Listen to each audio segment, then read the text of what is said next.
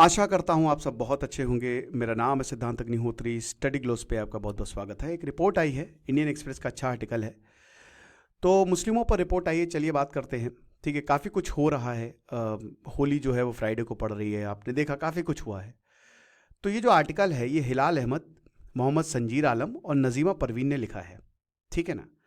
तो रिपोर्ट री thinking affirmative action for Muslim in contemporary India, ये पिछले महीने छपी थी, आपको याद होगा, और मैंने इस पर लेक्चर भी कवर किया था। लेकिन यहाँ इसका इंटरप्रिटेशन जो है वो छपा है, बात करेंगे। सुपर इंपॉर्टेंट है दोस्तों ये, जीएस पेपर 2 के लिए, ठीक है, और जीएस पेपर 1 के लिए। तो हमारा समाधान बैच लाइव है और अभी तो होली सेल भी चल रही है।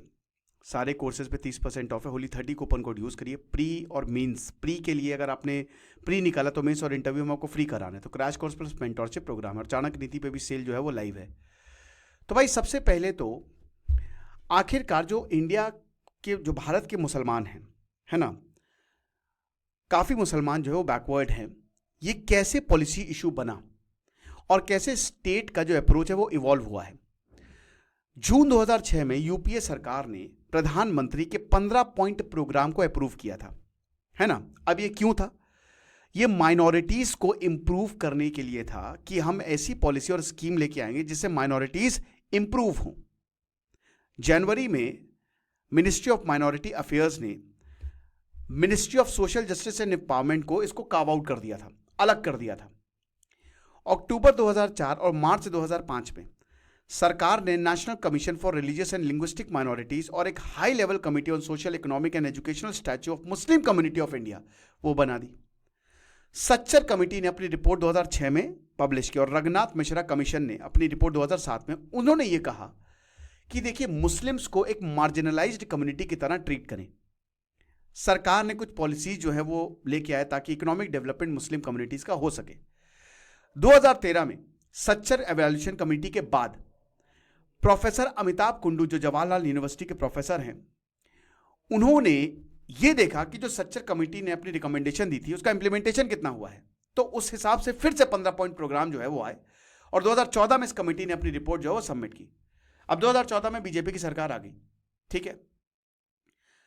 अब इन्होंने ये बताया कि देखिए जितने भी ग्रुप्स और कम्युनिटीज हैं उन सबका सोशल इंक्लूजन होना चाहिए, यानी कि सबका साथ सबका विकास।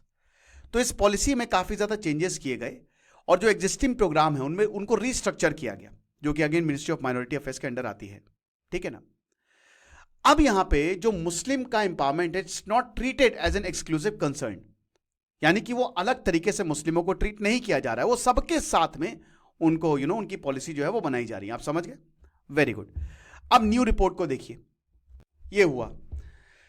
तो अब पहली चीज, 4 ब्रॉड थीम्स हैं इस रिपोर्ट की। सबसे पहली ये बताती है कि देखिए राज्य, स्टेट बदल रहा है, ठीक है, और जो ऑफिशियल पर्सपेक्टिव है सोशल वेलफेयर का वो भी बदल रहा है।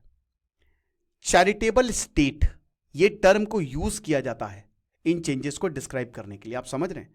यानी कि एक तरीके से बात वो नहीं रही जो 10-15 साल पहले थी, अब चीजें बहुत ज्यादा बदल गई हैं। और चैरिटेबल स्टेट का मतलब ये है कि जो एक तरीके से चैरिटी कर रहा है। भाई देखिए 2 चीजें होती है, एक होता है अपलिफ्टमेंट, यानी कि एक तरीके से आप मार्जिनलाइज्ड हो, आप परेशान हो, हमने ऐसी स्कीम बना दी कि आप बहुत बढ़िया तरीके से आपका डेवलपमेंट हो गया, आप कोई स्किल सीख गए।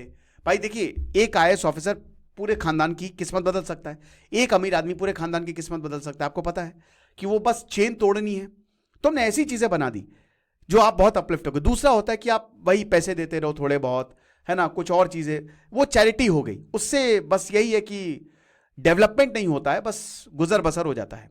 दूसरा यहां पे बताया गया जो थीम थी, जो अभी की पॉलिसीज हैं और जो मुस्लिम्स पे इंप्लीमेंटेशन हो रहा है, अगर आप ऑफिशियल डॉक्यूमेंट्स की बात करें तो कहीं ना कहीं उसी के हिसाब से ही हो रहा है। तीसरा बताता है कि एजुकेशनल और economic status of Muslims communities जो है वो यहां पे डिफरेंट सोर्सेज से डेटा लिया गया है और उसी के हिसाब से यहां चीजें बताई गई हैं। चौथा, परसेप्शन, एक्सपेक्टेशन, एस्पिरेशंस और एंजाइटीज, किस तरीके से मुस्लिमों को देखा जाता है, क्या उनसे एक्सपेक्ट किया जाता है, उनके एस्पिरेशंस क्या है और मुस्लिम क्यों डरे हुए हैं। सोशियो इकोनॉमिक बैकवर्डनेस, मार्जिनलाइजेशन के कंटेक्स्ट में ये बताता है। ये डेटा CSDS लोक नीति से लिया गया है। ओके, बहुत अच्छी बात है। चलिए प्रेजेंट एजुकेशनल स्टेटस क्या है मुस्लिम का? जो मुस्लिम जो बच्चे हैं, ठीक है ना, जो घरों से स्कूल जा रहे हैं, वो upper level of schooling receive ही नहीं करते। अब जाहिर सी बात है कि अगर आप एजुकेशन में नहीं जाएंगे तो आपका डेवलपमेंट ही नहीं होगा, है ना। तो अगर रिसेंट ईयर्स की बात करते हैं तो मुस्लिम का जो स्कूलिंग है बच्चों की, वो बहुत ही कम उम्र में रुक जाती है, वो अपर लेवल ऑफ स्कूलिंग जाते ही नहीं। पोस्ट सेकेंडरी लेवल्स, आपको बता दो, जो मुस्लिम यूथ का participation in the post secondary levels वो लोएस्ट है। जितने भी सोशल रिलीजियस ग्रुप्स हैं ना, उसमें सबसे नीचे मुस्लिम आता है। शेयर ऑफ ग्रेजुएट्स जो हैं मुस्लिम्स की, कितने मुस्लिम ग्रेजुएट हो रहे हैं, वो बहुत ही कम नंबर में है। अगर प्राइवेट स्कूलिंग की बात करें तो एससी और एसटी से थोड़े से बेटर है मुस्लिम्स, लेकिन हिंदू फॉरवर्ड कास्ट और हिंदू अदर बैकवर्ड कास्ट से काफी पीछे हैं, right. Higher level of education की अगर बात करें तो मुस्लिम्स को वो टेक्निकल प्रोफेशंस को नहीं चूज करते हैं, मैनेजमेंट कोर्सेज को नहीं चूज करते हैं, ठीक है ना। जो एचओबीसी, जो हमने बताया कि जो हिंदू फॉरवर्ड कास्ट है या हिंदू अदर बैकवर्ड कास्ट है या एससी है, इनफैक्ट एसटी भी, वो चूज करते हैं, लेकिन ये पीछे रह जाते हैं। तो गैप काफी ज्यादा बड़ा है।